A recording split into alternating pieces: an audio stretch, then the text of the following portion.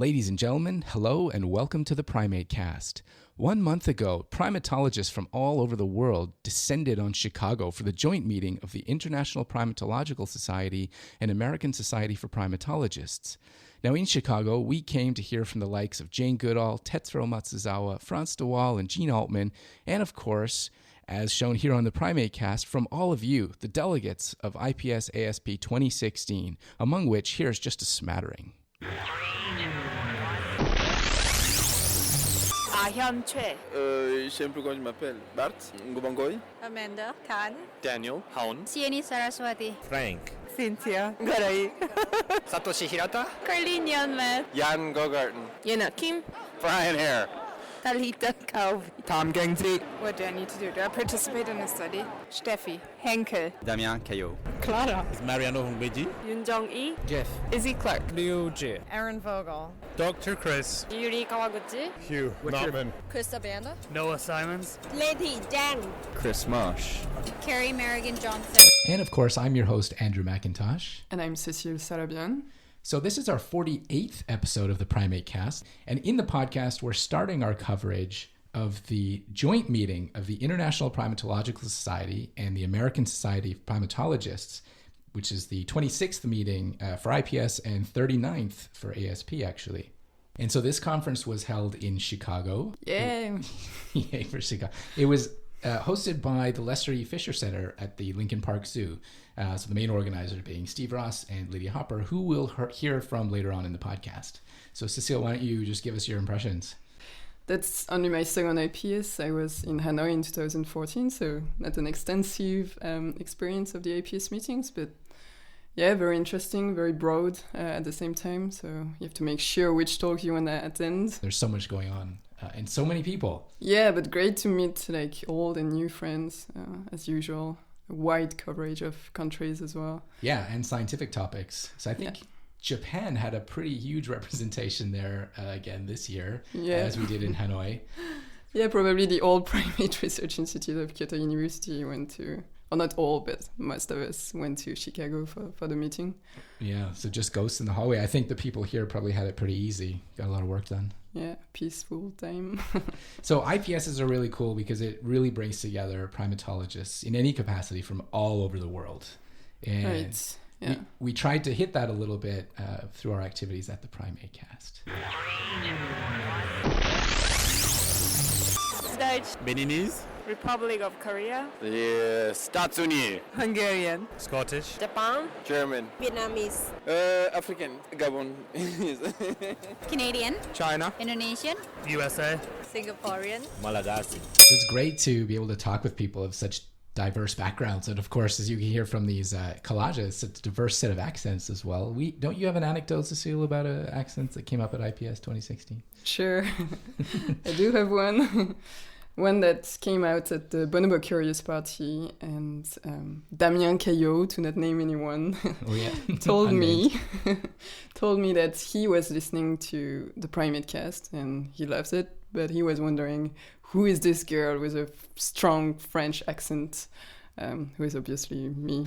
Well, we like the accent, we like the flair, adds to the PrimateCast. But I thought what was really cool at this IPS, and it has been happening, I guess, recently with our increased activity and just getting more interviews out there. But there were quite a few people who approached me, and I guess maybe you as well, and expressed their interest in the program. And for example, one person came up to me at the booth that we had at Kyoto University's booth where we set up our microphones and said that, oh yeah, the PrimateCast, I really want to put you guys in my methods section of the paper because apparently she was listening to the podcast while collecting data. So that's super motivating for us, I think, for me personally, for sure, just to see the interest grow and, to have the sense that we're kind of doing things here. It's super interesting for us, I guess, also to do these.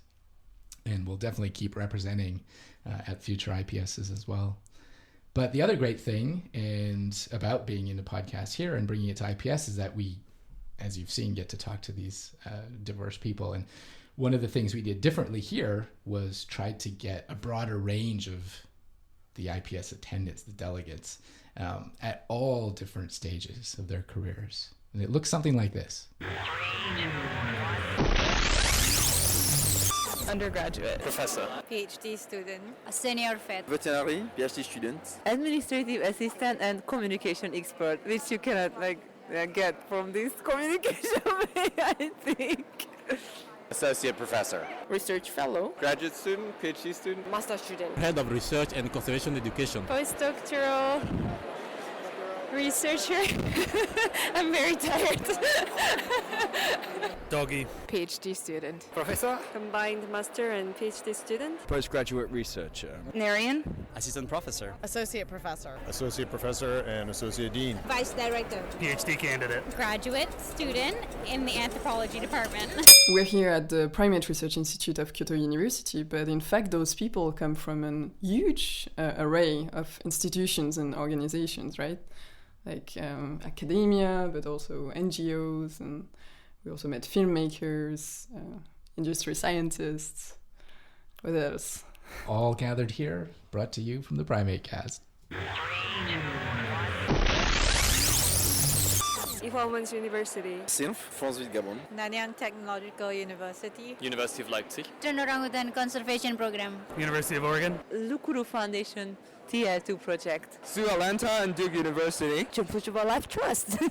Orphanage Trust. McGill University and the Robert Koch Institute. National Institute of Ecology. African Wildlife Foundation. Max Planck Institute of Evolutionary Anthropology. Bournemouth University and the Sumatra Orangutan Conservation Program. Rutgers University. University of California, Davis. Veterinary University in Brno. University of South Africa. Duke University. Kyoto University. Central Washington University. Local non-governmental organization called the ODDB, Organisation pour le Développement Durable et la Biodiversité, in English, Sustainable Development and Biodiversity Organization. University of Toronto. Athabasca University. Greenbeard, kind of local NGO. Okay, so now that we've wrapped up the personal details part of our little mini interviewee session here, and the reason for that will become clear in a minute, we should probably do the same for ourselves, since some of the listeners may not be so familiar with us. So just brief introductions here. I am Andrew MacIntosh. I am from Canada, but I've been in Japan for the last 12 years or so at the Primate Research Institute of Kyoto University, where I started as a PhD student in 2007, and I'm now associate professor. How about you? Nice. I'm Cecile Sarabian, so I'm French-Iranian, and I'm a PhD student here at the Primate Research Institute of Kyoto University. Cool. And so the reason for all of that information led up into the reason for doing this, which was to really ask primatologists stupid and silly questions. Not that stupid. No, they're very, very relevant questions. But the point was to get them in rapid fire succession. So a lot of people were really nervous, as you can already tell maybe from some of the the previous stuff here.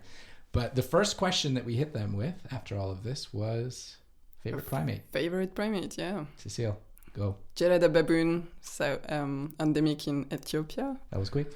Yeah. Why Gelada baboon?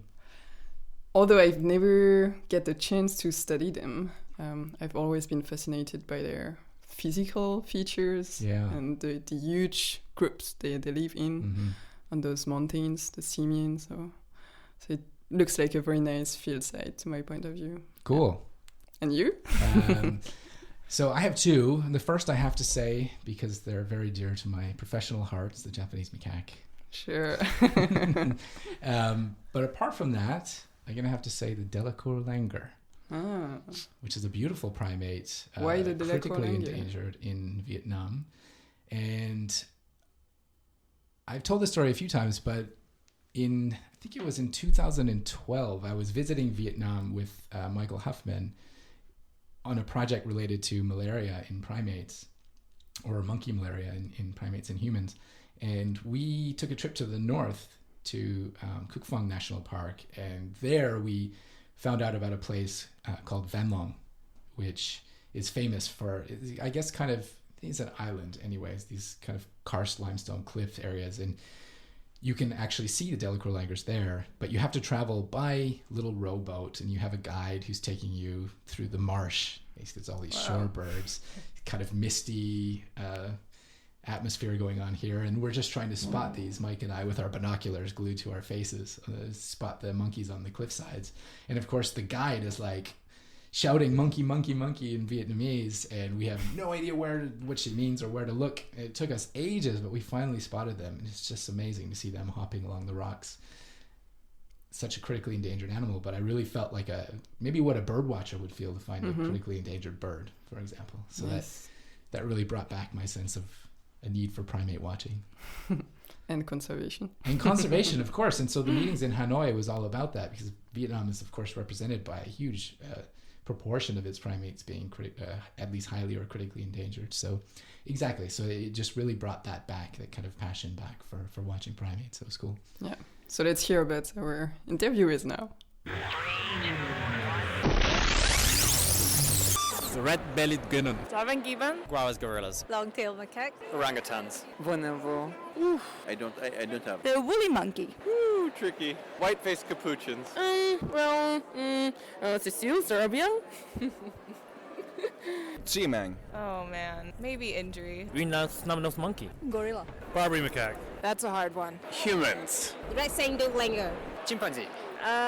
Officially gibbons, but non-officially shifaka, indri, and titi monkeys. Mouse lemur. Orangutan. Red-shanked duke. Oh, that's tough. Gorilla. Bonobos. Orangutan. Bonobo, and the capuchin, and chimpanzee. Crazy. I'm gonna have to say orangutan. A dead one. My kids. Mangabees. And the winner is orangutan. Orangutan, that's cool. Yeah, The red ape. orangutan. It's and also important. Recently, the Bornean orangutan making it to the critically endangered list. Yeah. Which makes 4 out of the 6 great ape species in critically endangered now. Mm-hmm. So the next question is, what's your favorite primatologist? Andrew MacIntosh. Oh, you're starting with me. Okay, so that's obviously a really tricky question, and we chose that question specifically because it was pretty tricky and to put people on the spot. That's really hard to answer. Historically, I'm going to have to go with Clarence Ray Carpenter. Wow. All right. One of the first primate-related field studies in Barrow, Colorado Island, in Panama. And I say that because obviously the development of primatology was heavily connected to the development of field primatology. And so that was probably the first field study ever conducted on primatology on howler monkeys. When was it? The monograph was published in 1932, so sometime prior to that. And I remember reading the monograph as a young undergraduate student at the University of Calgary, and just when I was really interested and excited about primatology, as I still am, but really trying to connect with the history of the field. And so that was definitely, and it's a good read. More currently, I suppose, I just have to say Colin Chapman.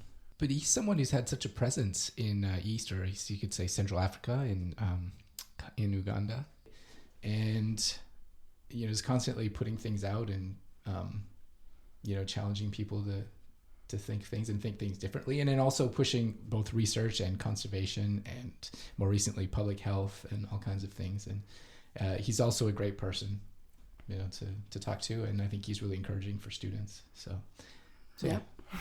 And at the risk of abusing my power here in the studio with the microphone and the recording device, I actually have to add a third one, and that's going to be Agustin Fuentes.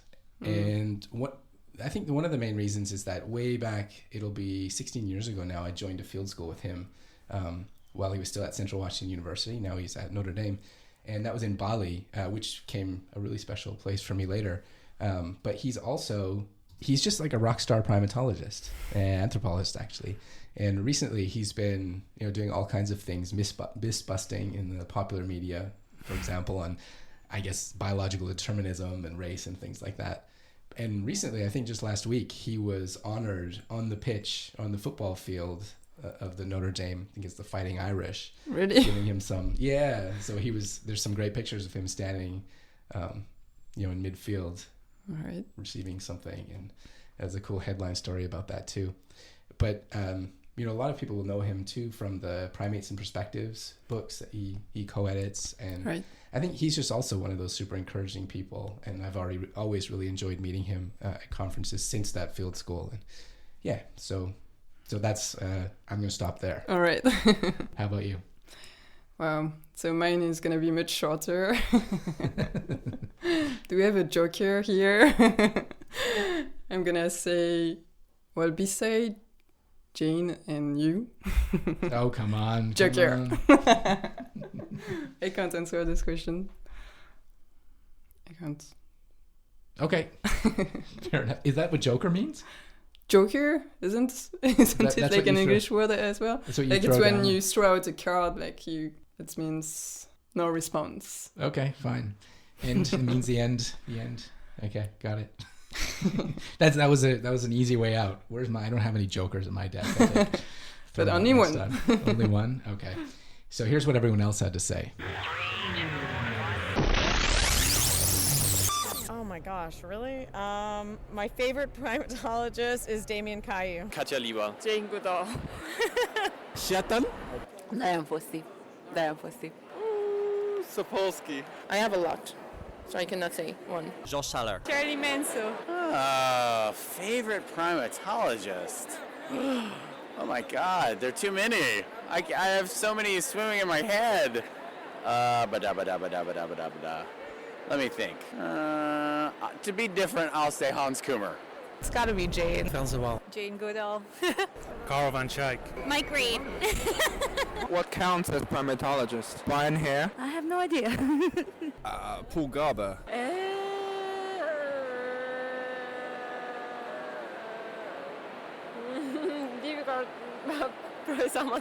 Dr. Jane Goodall.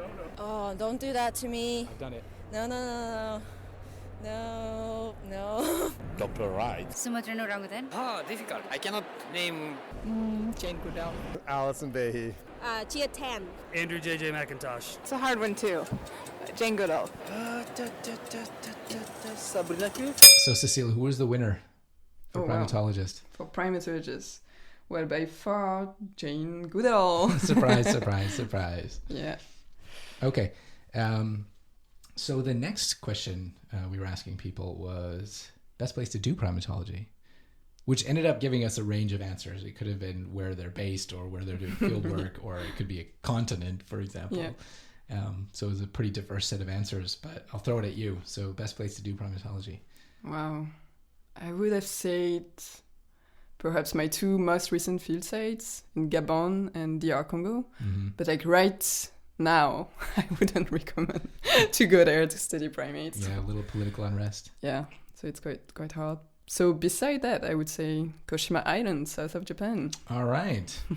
Despite the frustrations. Yeah, despite the frustrations, but also for being alone on an island following monkeys. And yeah, very nice historical place as well. So. Exactly, the birthplace of Japanese primatology, one of the first in the world. Yeah. I think also Japan is a great place to do primatology, both at the office, in the lab, and in the field, which is, the only industrialized country now, at least, that has an endemic primate. So it makes it pretty special, I think, in the world of primatology. And as you said, with a great history. But from this conference, the IPS ASP meetings, one field site that repeatedly came up was Amboseli again, and of course Jean Altman was awarded the Lifetime Achievement Award in 2014, and her speech was given on her behalf by Beth Archie this year, and there were just a series of talks by that team, and you can really see the advantage of having that longevity, and just even the science that's coming out of it is really impressive. So it looks like a great place to be as well. Mm-hmm. So here's what everyone else had to say. Field. Sanctuaries. Congo. Chimpanzee Wildlife Orphanage. North Sumatra, Indonesia. California. Thailand. Franzin? Well, Purei. Like as in continent? Southeast Asia? Madagascar.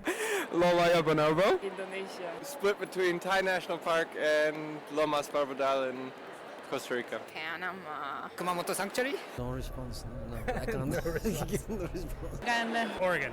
Vietnam. In the UK, I think. Well, the one that I work in Zambia, Chimpanzee Wildlife Orphanage Trust. I haven't been there yet. I'm not sure. I only really know of Southeast Asia because of orangutans.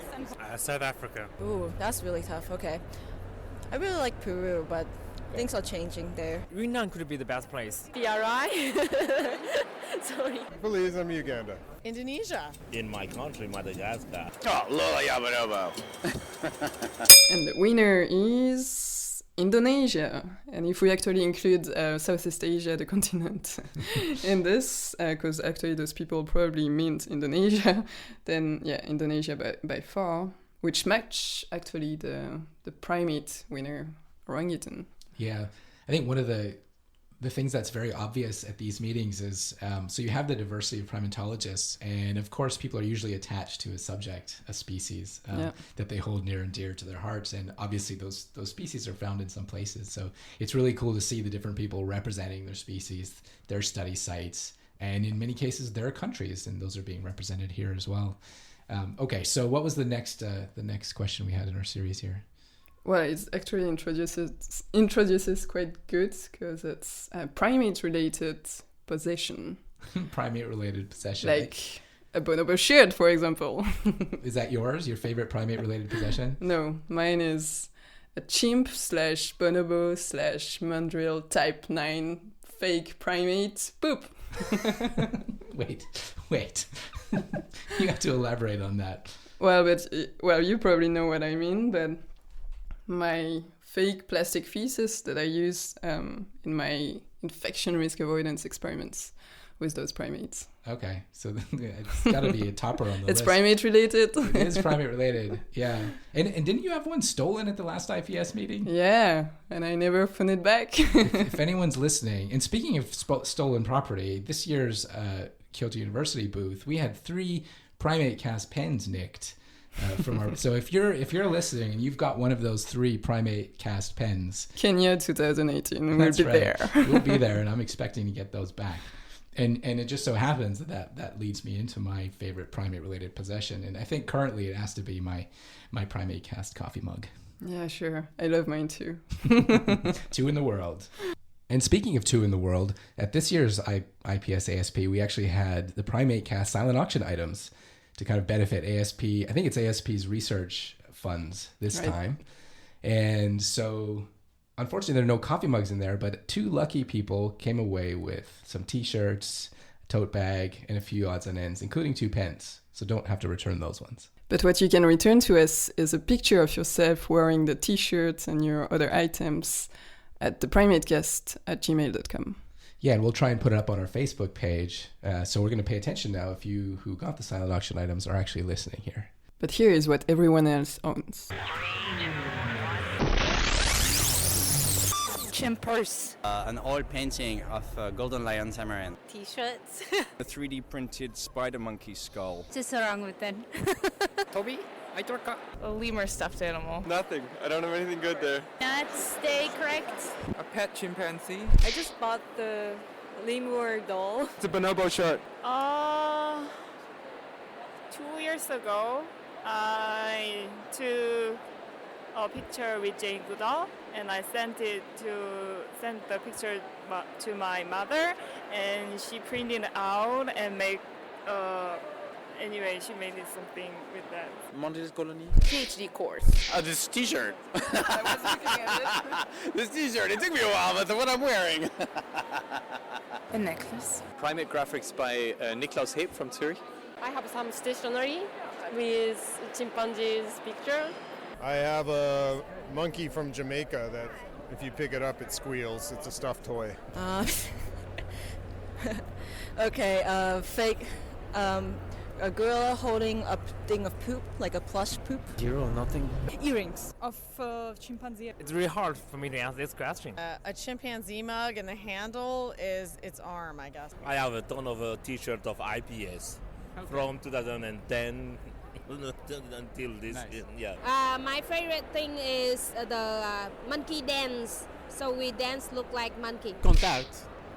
Primates usually have really close contact among themselves, like human. I work with cats and dogs, that's it, at a vet clinic. Cuddly toy Barbie macaque. Nothing. I don't own any object. Probably my red colobus t-shirt that I just bought from Dow over there. Okay, so that's a bit of a crazy list of things that primatologists have. Not surprising, I guess. What's the most silly answer? Silly, I don't know. My favorites, though, were the plush poop. I mean, can't go wrong with a primate holding plush poop. I like this one. You would. very close to your own answer. And the most impressive to me was 3D printed spider monkey skull. Yeah, this one was the best by far. No kidding. You have to find out where to get one of those. Yeah, and some people have, as you noticed, didn't really get our question by possession, right? With my strong French accent. Hopefully they don't think the Mandarin colonies of possession. But yeah, our PhD course. Yeah, it was very interesting. Yeah, Yena. Well done, Yena Kim. But that's primate related, right? But walking with cats and dogs at the vet clinic, yeah, this was quite good. That's always the fun about hitting people on the spot like that with questions they might not be prepared for. So we're giving, what is it, the Joker? We're giving the Joker to all those people. Okay, is that what we do? Yeah, they have one Joker. French? Yeah. Okay. Now that we've got the cultural differences set aside here, we can move on to the last question that we threw out at our delegates from IPS 2016. Yeah, the hardest one. Favorite talk of IPS 2016. I'm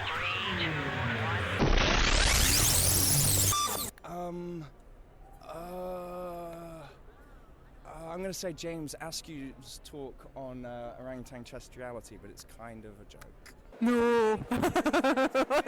Linda's on Ebola. I like the chemo signaling of Omer Nevo. And I liked yours. You did Burkhardt on teaching. It's fine not to know. Okay, I don't know. I like Franz de Waal's talk. I thought that was really well delivered and well done. And I also really like Tony Goldberg's talk on the sort of virus communities. I like on the health and welfare session. Not only one. I enjoyed both of the keynote talks by Franz de Waal and Tetsuro Matsudawa. I think that it's Jonathan Clayton's talk on microbiome. I did see a very interesting talk about mandrills. I'm not going to cite the author. Your talk and Clement's talk. Oh my gosh. Oh, wow. All the bonobo talks. Oh my god. Oh. I really don't know. Don't ask me these things. I haven't been to any talk today. Joseph Kahn, social manipulation. Too many of them. Sang Leti from Vietnam, she gave a talk about conservation education, how we can engage the public and get empathy to wildlife, especially the monkeys. I really liked Meg Crowfoot's talk on spatial movement in baboons. So using new technology to study real-time spatial movement in a troop of baboons, which is awesome. Jeroen Stevens, whether bonobos are dominant or egalitarian or dominant, things like that. Across the bar. Tony Goldberg, opening Pandora's box of viruses across Africa. Mariano Hongbezin talk about red-bellied guanan. From Professor Daniel, he's talking about the lemon's behavior between two different species. I like that. I don't know. I quite like mine. Oh, that's a good question.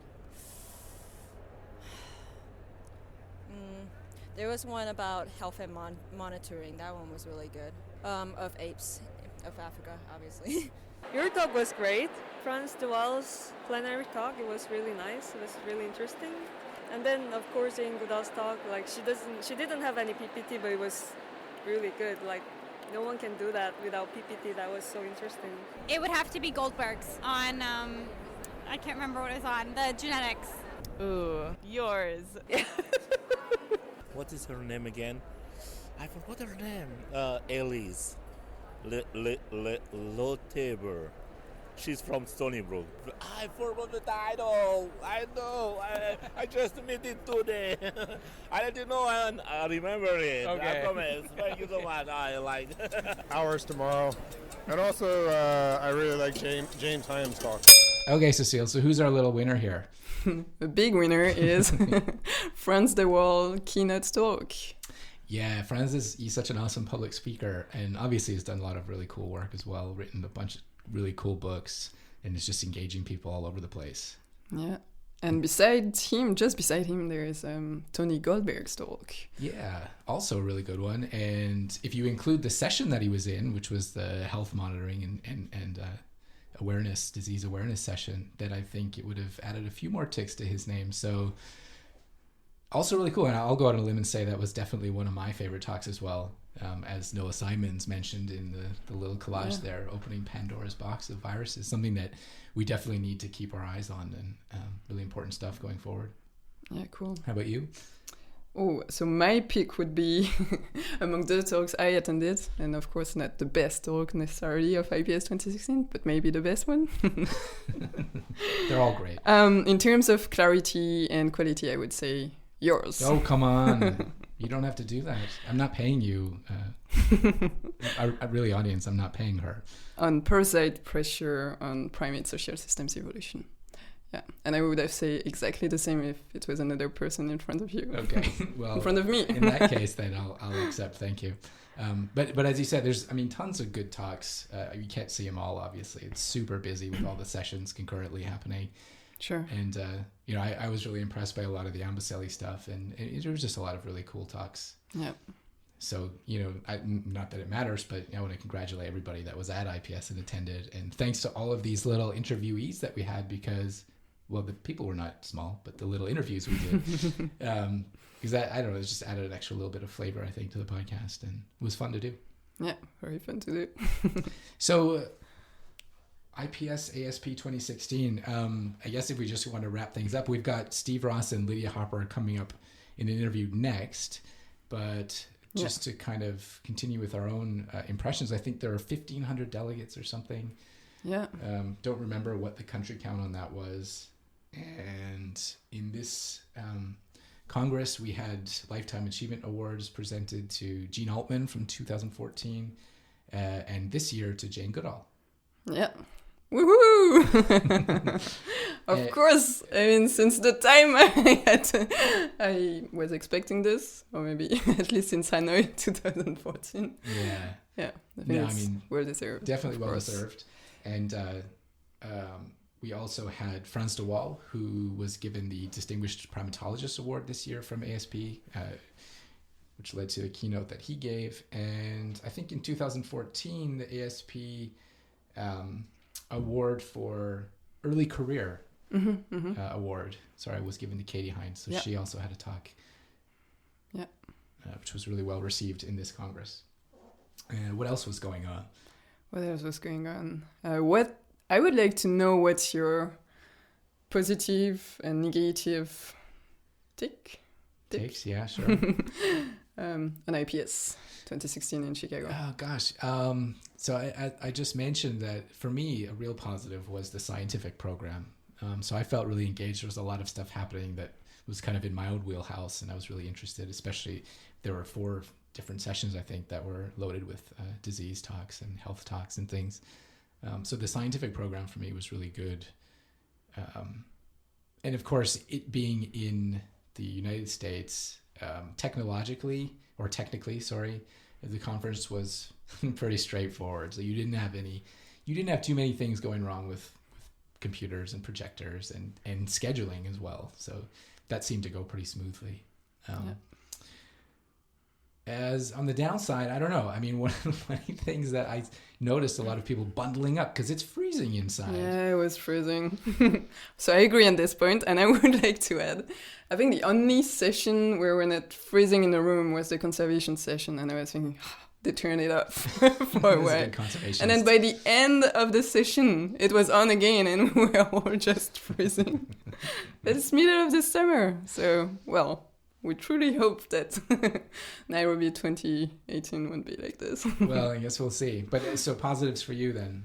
The positive side of it was, I guess, the networking. Yeah, it was great to see people you can only see probably at those IPS meetings. So, as I mentioned, old friends and making new friends and perhaps prospective colleagues. Yeah, hope so.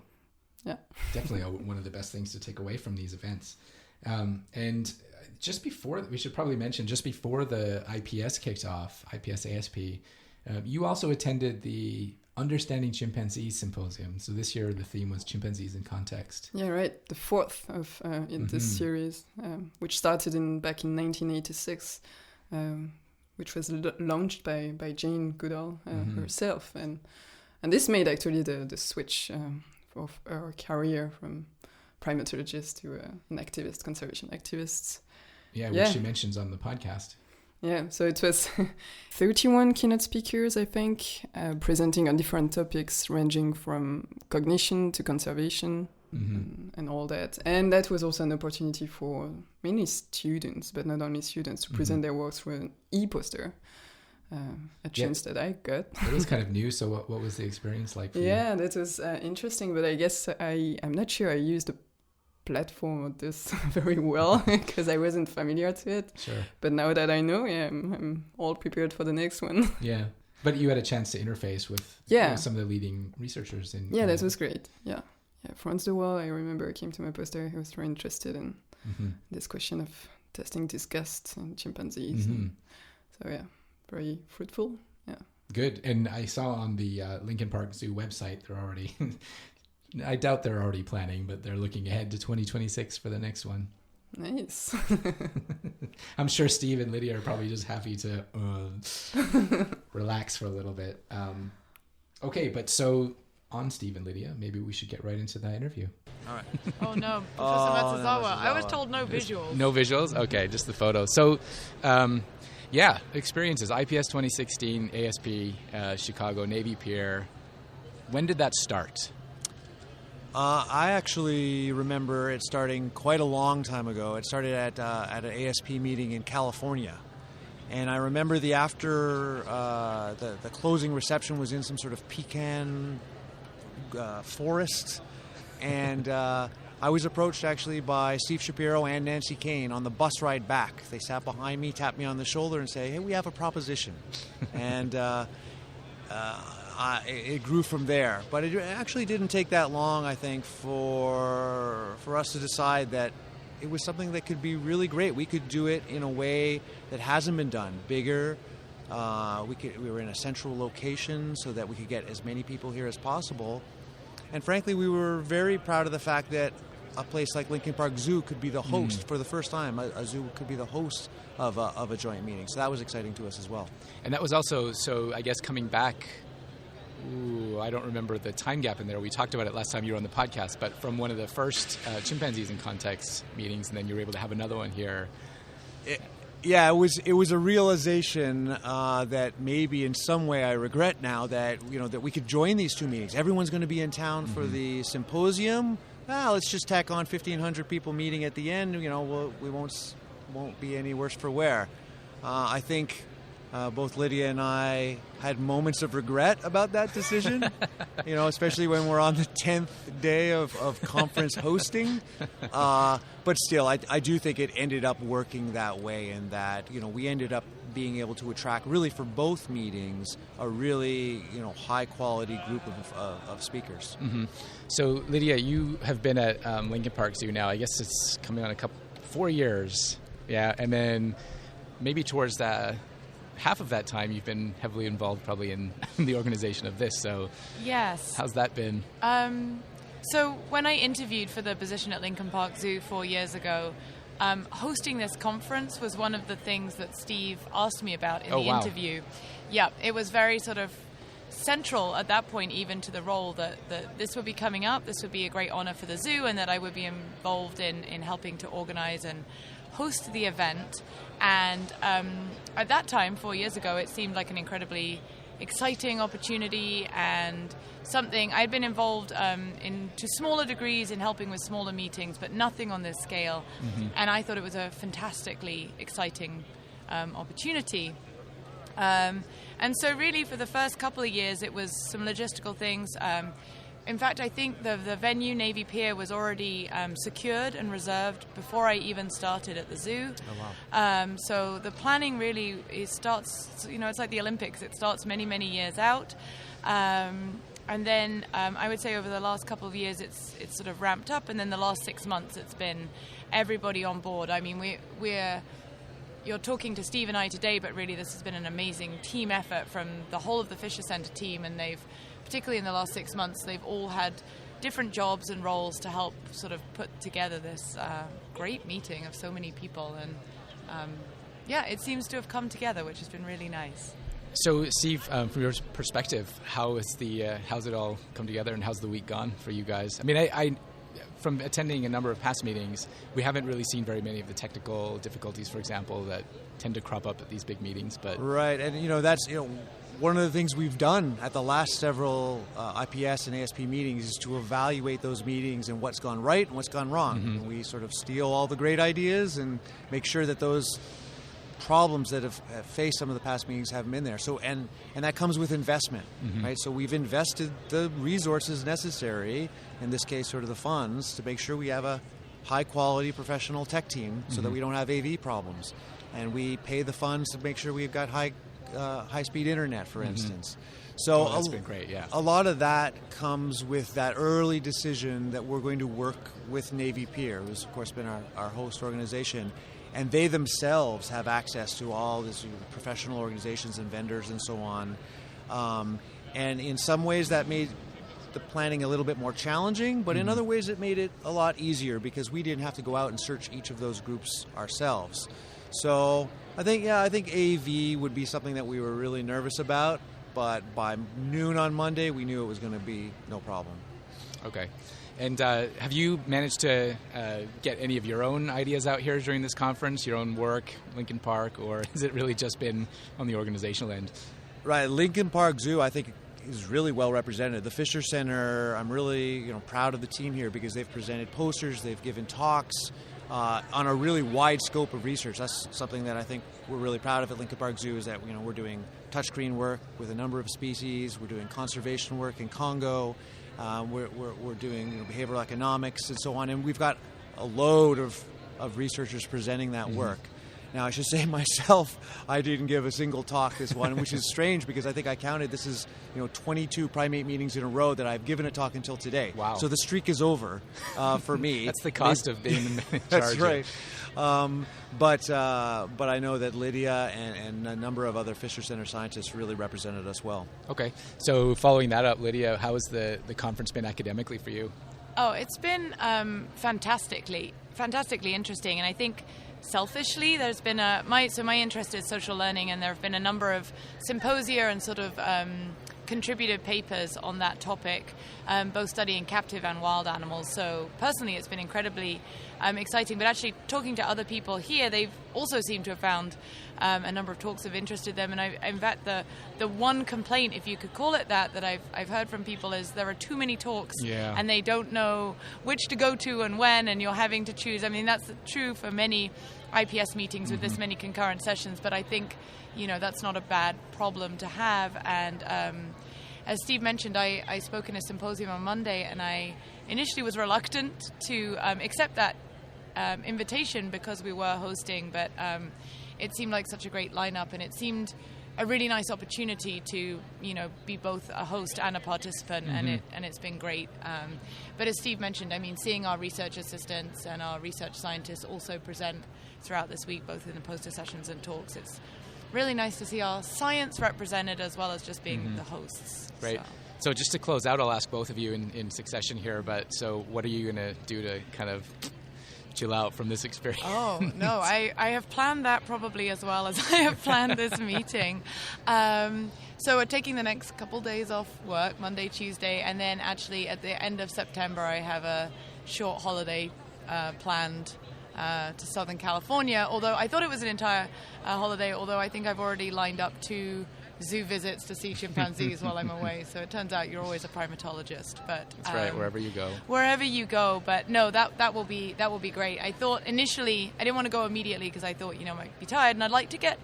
I mean, I love my job, so I'm excited also just to get back to doing my job. And so I wanted to use early part of September to sort of reset our research program because, perhaps unsurprisingly, I would say over the last 6 weeks, 100% of my time has been dedicated to setting up this meeting. Mm-hmm. So I'm excited to get back to doing the research and the writing and having the core parts of my job sort of the focus again. Okay. And Steve, same question. Yeah, it's going to be a bit of a weird transition, I think, when something that has taken so much of our time, especially in the last 3 or 4 months, will not be on your schedule anymore. Mm-hmm. I mean, we had regular meetings to talk about what color the linens would be, and what music is going to be playing in the background. I mean, our research assistants have handmade the centerpieces for the banquet. I mean, there's all that just won't be there anymore, and it'll be great, to get back to doing research and to writing papers. I can't imagine spending time writing a paper now. And then, of course, for me also, it'll be good to get back to my home troop of primates. Part of the commitment we've made here is I've been staying in a hotel for a week and a half. And so I haven't seen my family in about 10 days, so it'll be good to get back, spend some time hanging out with the family. Okay. Well, thanks so much. And from my perspective, it's been a really successful conference, and definitely look forward to the banquet. But congratulations to both of you, and we'll see you at the next IPS, I guess. Great. Thank you very much. So from where I'm sitting, I think the conference was a really big success. And so we definitely, from the PrimateCast, really need to thank Steve and Lydia for all their hard work. Sleepless nights. Putting this thing together. And congratulations also to them for putting on a great conference. And I hope you get your rest now. And I guess with the end of a conference like this, you also have some things that change. So for example, half of our officers for the International Primatological Society changed based on votes that were cast leading up to the conference. Yeah, a new IPS president as well. Karen Stryer. Yeah. Which is exciting. A woman. Yeah. It's a good representation on the... and the officers, I think. Now, out of 8 officers, 6 are women. So yeah, I mean, I think historically, primatology's always had a good female representation. So it's cool to see it really reflected in the board here. And yeah, we look forward to good things from them in the coming 4 years, and which encompasses 2 of the next conferences that we're going to have. Yeah, that we are so looking forward to them. Yeah, 2018 in Nairobi at the United Nations. Yeah, that's going to be, I hope, very cool and impressive. Looked super impressive, yeah. Yeah. And after that, in 2020, Ecuador. Yeah, Quito, I think, yeah. Yeah, we saw the presentation for it at the General Assembly at the end of the IPS here. Yeah, that's really cool. Nice. Yeah. Already planning outings to the Galapagos. And yeah, like post-Congress trips. Yeah, no kidding. For sure. So we definitely look forward to that. And considerably earlier than that, I hope all of you can look forward to the next podcast that we start putting out, because we were able to get about 8 interviews from guests. They're a little bit biased in some cases towards my personal interests, but then also we have a bit of variety as well. And so in the next few podcasts coming up, we'll have Laura Marsh talking about a crazy and super fascinating project she's got going on called Houseboat Amazon. Then we've got Karen Stryer, of course, as we just mentioned, the new incoming president of the International Primatological Society, where she'll be talking about, of course, the murkies, but also the latest version of the primate behavioral ecology text. Then we have a few kind of focused on disease stuff. Charlie Nunn, Fabian Leendertz, and Chris Whittier. Yeah, and for conservation voices, Lilian Pinter, working for the Jane Goodall Institute. Yeah, doing all the GIS stuff for that. GIS expert.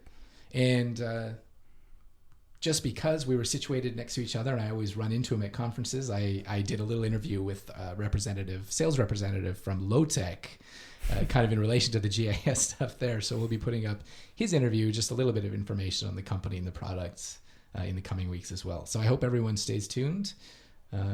Yeah, and enjoy this last fragment of IPS. Until next time. Hi, my name's Lauren. I study primates.